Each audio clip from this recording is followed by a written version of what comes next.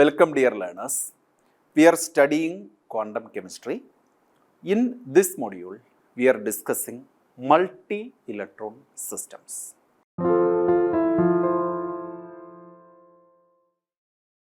The contents of this module are electron spin, Stern-Gerlach experiment, spin angular momentum, symmetric and antisymmetric wave functions, Pauli's antisymmetry principle, the Schrödinger wave equation for helium atom, and multi-electron systems.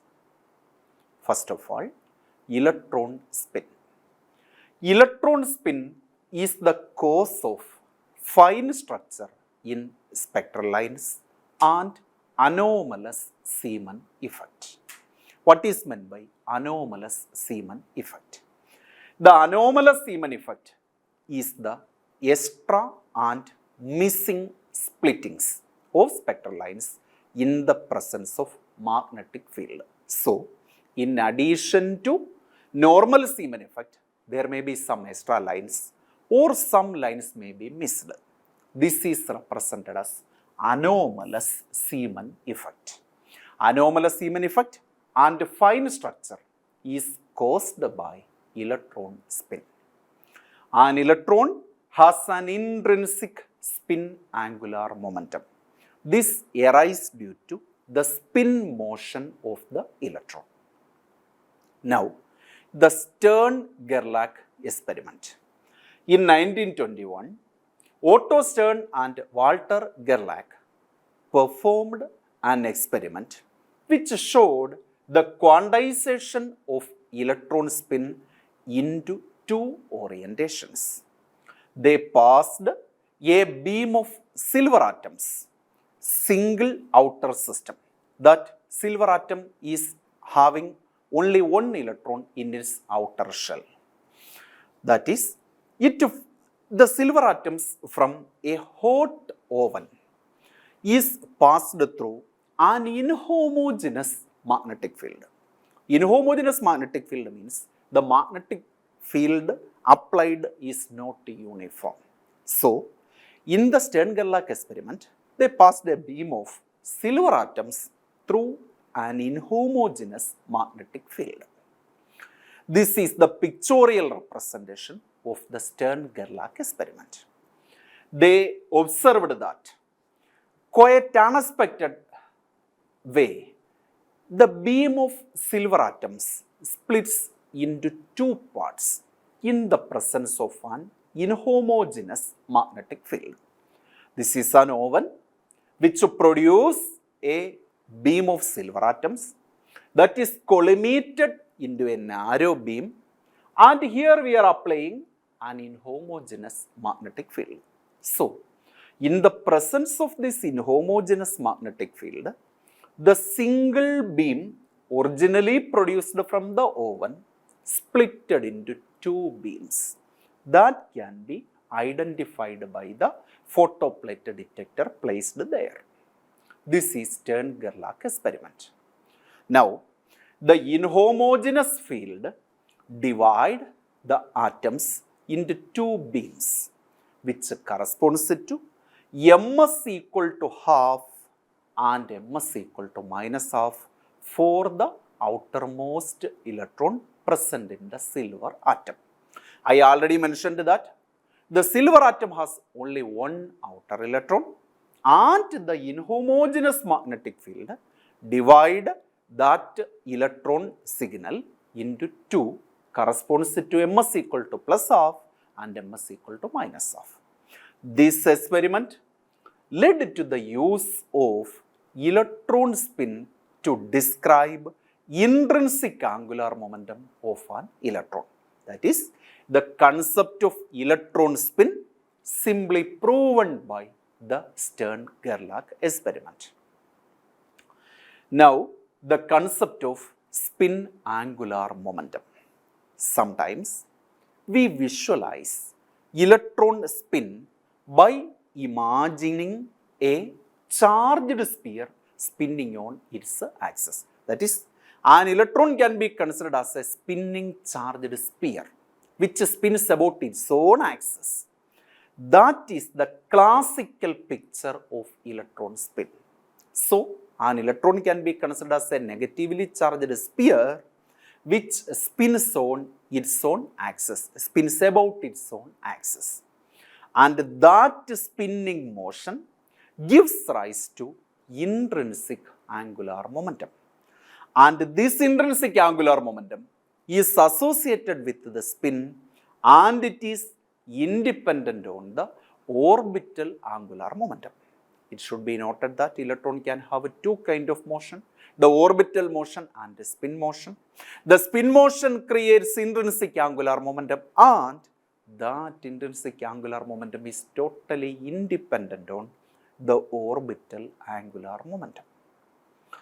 Now, the spin angular momentum quantum number or spin quantum number S describes the spin angular momentum of an electron and has only a single value. That means S can have only single value. S is equal to half. We know that the azimuthal quantum number small l describes orbital angular momentum capital L. Similarly, the spin angular momentum capital S is given by spin quantum number small s. So, spin angular momentum capital S is equal to under root S into S plus 1 S cross. That is root 3 by 2 S cross, where small s represents spin quantum number. And the value of spin quantum number is equal to half. It can have two components, ms, plus half and minus half. These are the two possible values of ms that we will discuss in the coming slides. Now, the concept of space quantization in spin angular momentum.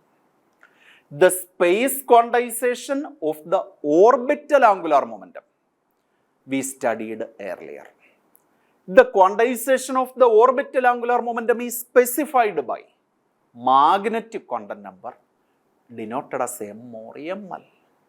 And we mentioned about the three components when L is equal to 1 at three different angles, at 45 degree, at 95 degree and at 135 degree that we mentioned in the case of orbital angular momentum. And here we are now focusing the space quantization of spin angular momentum. Similar to the space quantization of orbital angular momentum, there do space quantization of spin angular momentum. The space quantization of the spin angular momentum is described by ms. They are the two components of the spin quantum number. ms equal to plus or minus half. The z component of the spin angular momentum represented as sz is given by the equation sz is equal to ms into s cross. We know ms can have two possible values. It may be plus half or it may be minus half. Therefore, sz may be plus half s cross or minus half s cross. That is, sz is equal to plus or minus 1 by 2 s cross. This about the spin angular momentum component along the z direction. Now, orientation of spin angular momentum. We already learned about the different possible orientations of the orbital angular momentum. And now we are discussing orientation of the spin angular momentum. The two possible orientations of the spin angular momentum vector in a magnetic field is depicted here. We already learned this expression sz is equal to ms into s cross, and ms can have two values. It may be plus half or it may be minus half. So sz is equal to plus or minus half s cross, and this picture represents such orientation. This is plus half s cross, this is minus half s cross, and this about the orientation of sz in space. This is the orientation of the spin angular momentum. Now we are discussing a very important part, that is spin angular momentum quantum numbers. Spin angular momentum operators. What are spin angular momentum operators? Previously, we learned about angular momentum operators. Angular momentum is represented as capital L. It can have three components, Lx, Ly and Lz. We already learned about the commuting property of angular momentum operators and analogous to orbital angular momentum operators, we are having spin angular momentum operators also. These are various spin angular momentum operators. First of all, S hat square or S square hat. This is the square of the spin angular momentum operator, or operator corresponding to square of the spin angular momentum. Now, Sx hat, Sy hat and Sz hat. These three operators corresponds to the angular momentum along x, y and z direction. These operators, these four operators are mutually related. This is the relation connecting total angular momentum, total spin angular momentum operator and its components.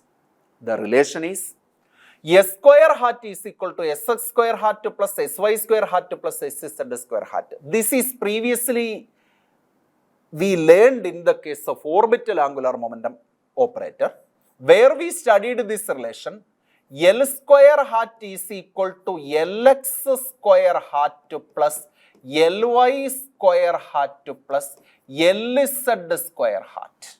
And here we are representing analogous to orbital angular momentum.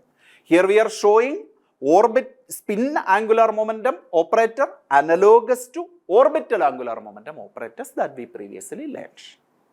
It should be noted that the spin angular momentum operators are postulated to be linear as well as Hermitian. That means spin angular momentum operators all are linear operators and they are also Hermitian operators. What do you mean by the term a linear operator? An operator A hat is said to be linear provided if it satisfies the condition f of x plus g of x, that should be mathematically equal to A hat f of x plus A hat g of x. If it satisfies this relation, you can call it as a linear operator. And we already learned about the condition for an operator to be Hermitian. So, these spin angular momentum operators mentioned here are having linear property and Hermitian property. Now, analogous to orbital angular momentum operators, the spin angular momentum operators show some commuting relations. We have to discuss about the commuting relations of spin angular momentum operators. Let S square hat represents square of the spin angular momentum and Sx hat represents operator corresponding to spin angular momentum along x direction. Sy hat represents that along y direction. Sz hat represents the operator corresponding to spin angular momentum along z direction. These four operators have some commuting relations in common, and such relations are analogous to angular momentum operators and their component operators. So, these are the commuting relations. First of all, Sx hat and Xy hat, and that is their commutator is equal to Is cross Sz hat. There is an easy way to remember these type relation, commuting relation. X, Y and Z are three continuous variables. Suppose we are taking X and Y. Therefore, the commutator Sx hat, Sy hat is equal to IH cross into the missing component. Missing component is Z. So, IH cross Sz hat. If I am taking Y and Z, so Sy hat, Sz hat, the missing component is Sx hat. So, Sy hat, Sz hat is equal to IH cross Sx hat. Similarly, I am taking Sz and Sx. The missing component is Sy. So, Sz hat, Sx hat commutator is equal to Is cross Sy hat. So, this about the commuting relations of components of spin angular momentum operators.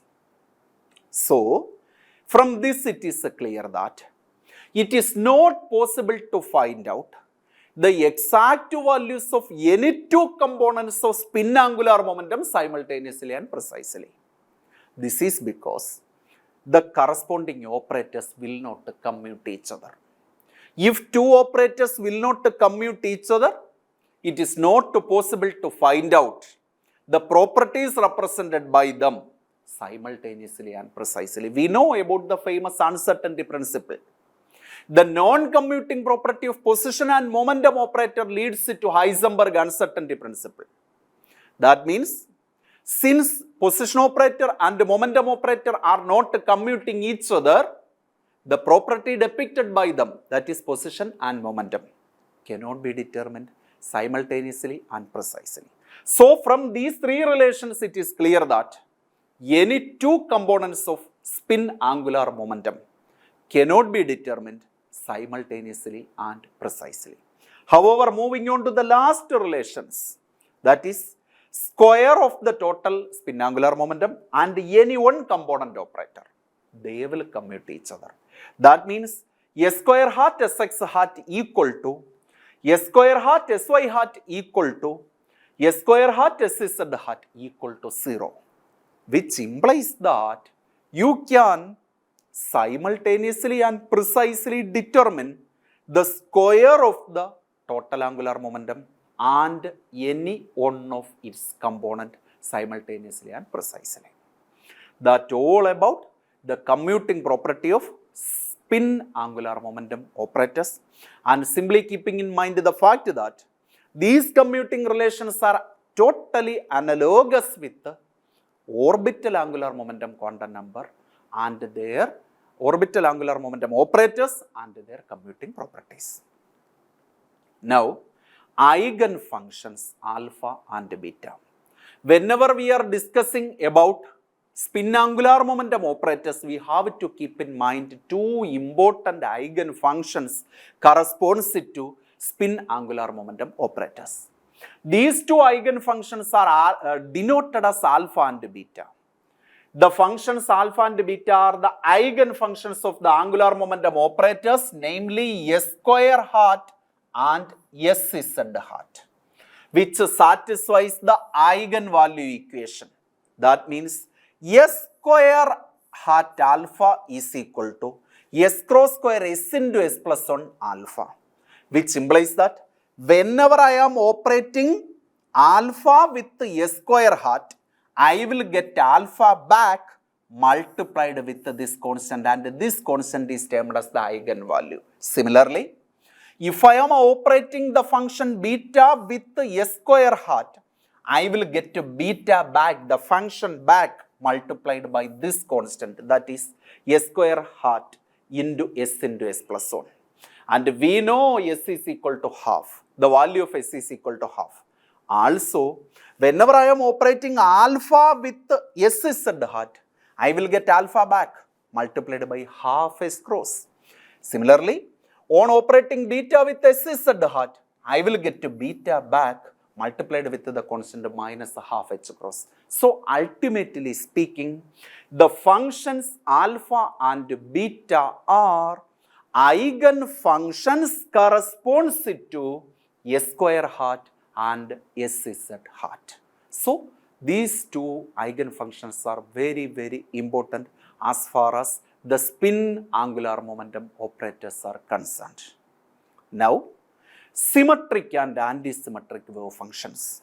This is very important whenever we have to discuss the Pauli's antisymmetry principle and also the Pauli's exclusion principle.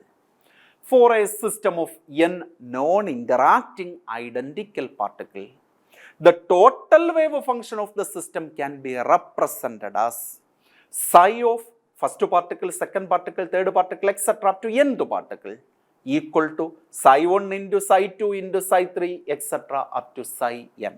In other words, the total wave function can be written as a product of n individual wave functions.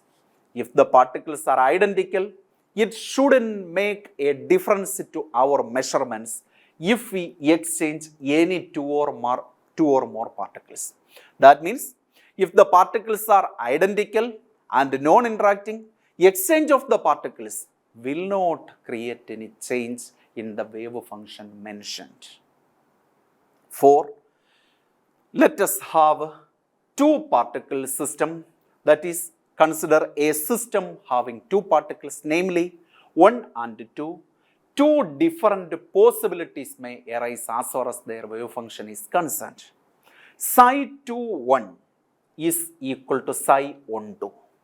What is the next possibility? Psi 2 1 equal to minus of psi 1 2. This means here, if I exchange a particle 1 and 2, there is no change in the sign of the wave function. But in the second case, if I exchange the particle 2 and 1, there is a change in the sign of the total wave function. Hence, there are two possibilities. Exchange of the particle will not change in sign. Exchange of the particle may change the sign.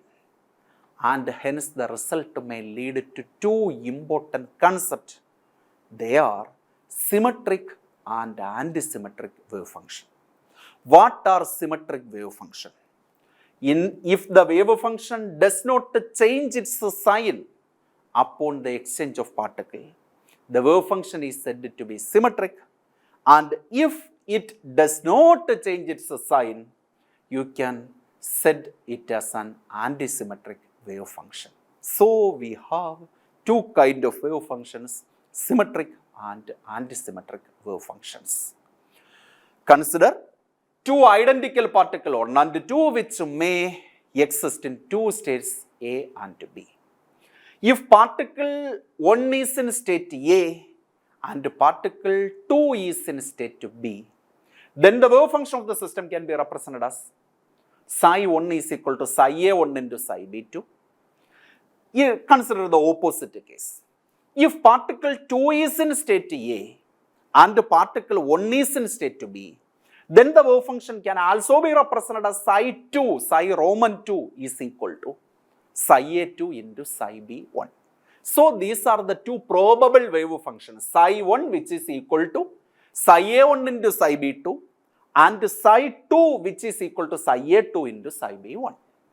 Now, both the functions psi 1 and psi 2 are equally likely to describe our entire system.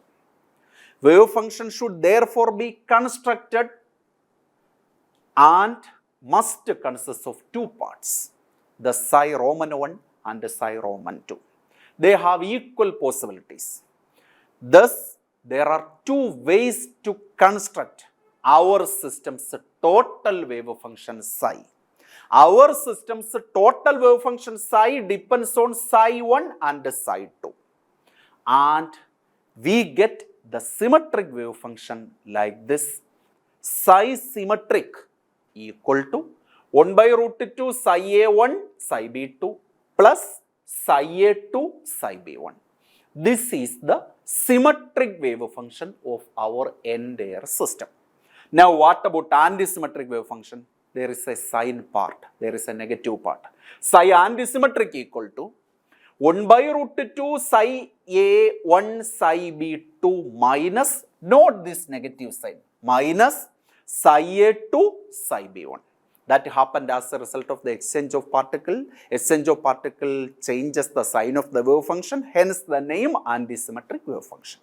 So, these are symmetric and antisymmetric wave function with respect to psi 1 and psi 2 respectively. Now, spin statistics theorem. This is a very important theorem as far as the spin motion is concerned.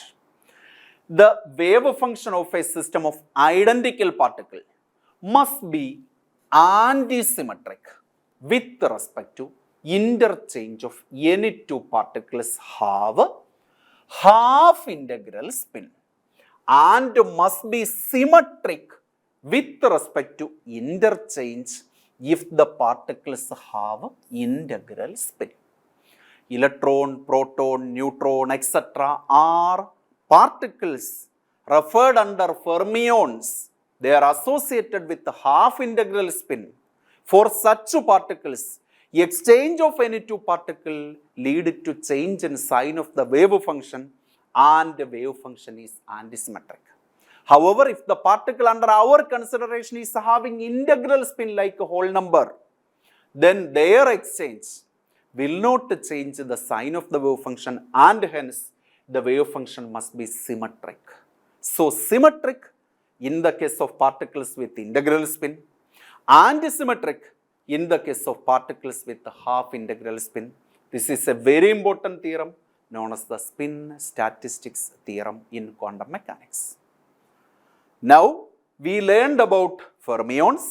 They, in such a case, spin is half integral and corresponding wave functions are antisymmetric. And for bosons, these are particles having integral spin. These two terms you will study in statistical mechanics. And for bosons, which are associated with integral spin, the wave function is symmetric with respect to exchange of particles. Now, an important theorem that is nothing but Pauli's antisymmetry principle. It states that electron must be described by wave functions which are antisymmetric with respect to interchange of the coordinates including spin of a pair of electrons, which simply means that if we exchange two electrons, corresponding wave function must change its sign. All particles with half integral spin are described by antisymmetric wave functions and all particles with zero or integral spin are described by symmetric wave functions. This is the core idea behind the spin statistics theorem and that is exclusively applied to electrons and which leads to Pauli's antisymmetry principle that is shown here. Now, Pauli's exclusion principle. Wolfgang Pauli postulated the exclusion principle which states that no two electrons can exist in the same atom in the same quantum state. Another way of stating the exclusion principle is that no two electrons in an atom can have all the same set of four quantum numbers. Electrons obey Pauli's exclusion principle. Why? The reason is simple. Because in the case of electron, their wave functions in a system are antisymmetric. That means for electrons, the exchange of the particle, exchange of the electrons mutually leads to antisymmetric wave functions. That is, there is a change in sign of the wave function. Now, the Schrödinger wave equation for helium atom. It should be noted that the helium atom problem is a three-particle problem which is comprised of a nucleus and two electrons. And the Schrödinger wave equation for a helium atom cannot be solved exactly, but this is the Schrödinger equation for the helium atom.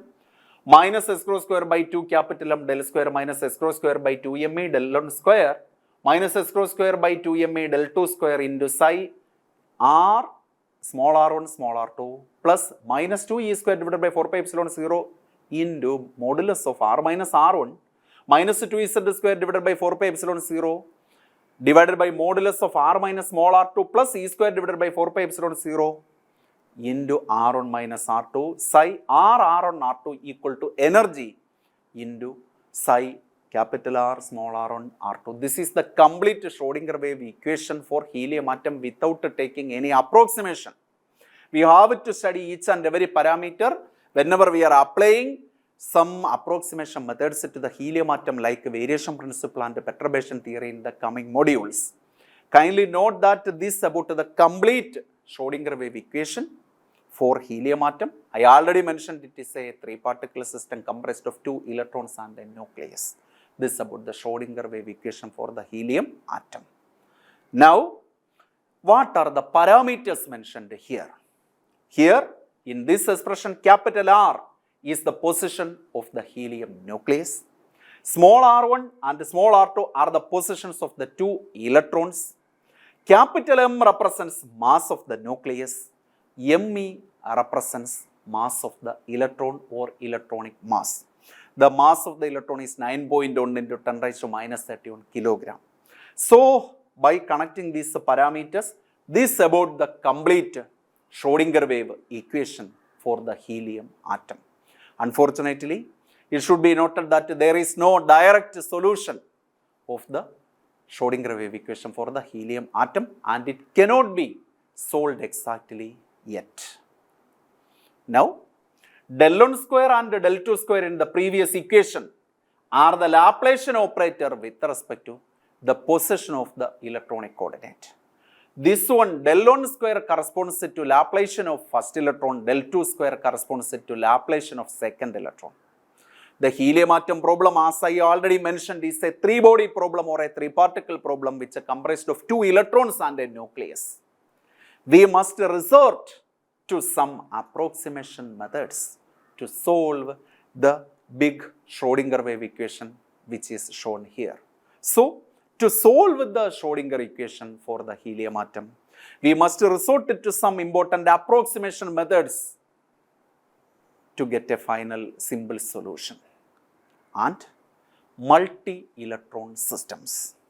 Solution of the Schrodinger equation for multi-electron atomic systems cannot be done with the perfect precision. Even in the case of helium, this is being a three-particle system which consists of only two electrons, we will not get a direct solution. And under that circumstance, the situation of multi-electron system, to get a solution for such a system, to get solution for Schrodinger equation of such a system is very difficult. This is because the repulsion energy terms of the potential energy associated with such multi-electron systems cannot be handled mathematically with analytical accuracy. So, the hindrance offered by potential energy parameters create the real burden to solve the Schrodinger equation for many multi-electron systems. Now, approximate or numerical methods are, however, handle such multi-electron systems numerically with almost good precision. Such numerical methods are allowed to consider the complications brought about in multi-electron systems such as indistinguishability of the electrons, electron spin, interaction between orbital and spin as well as magnetic moments. So, the approximation methods or approximate methods are numerical methods which accommodate these complexities like indistinguishability of electrons, etc. Now, J.C. Slater proposed that a multi-electron atom, for a multi-electron atom, the total wave function must consist of two parts. This is Slater's recommendation. And the two parts are the spatial part and the spin part. Thus, according to Slater, the total wave function, which is a product of spatial wave function and spin wave function, it must be antisymmetric with respect to interchange of electrons, and we can represent the total wave function as antisymmetric wave function, and the total wave function is equal to psi total is given by psi total equal to psi space into psi spin, where psi total is the total wave function, psi space is the spatial component, and psi spin is the spin component. And the total wave function must be antisymmetric also. That all about the case of the multi-electron systems and about this module. Thank you.